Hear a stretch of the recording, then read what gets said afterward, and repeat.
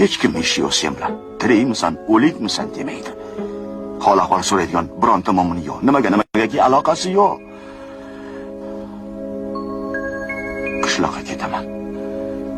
Qishloqdagilar hatto notanish odam bilan ham salomlashishadi. U yerdagilar bir-birlariga hashar qilib uylar qurishadi. Hamma bir-biridan xabardor, kim farzand ko'rdi, kim uylanyapti, kim shaharga o'qishga ketdi bu yerdacha. Bu yerda kecha hamrohing bor edi yoningda. Bugun esa yo'q. Butun boshli odam yo'q. Senga aloqasi yo'q. Ammo kim qanday kiyingan, qanaqa mashinasi bor, uni qanday olgan, pulni qayerdan topgan, mana buni bizga aloqasi bor. Bu bizni qiziqtiradi. Nasha chekib olgan 12 yashar bolani oldidan indamay o'tib ketamiz. 3 kishi bittasini do'pposlayapti. Ko'rmaganga olamiz.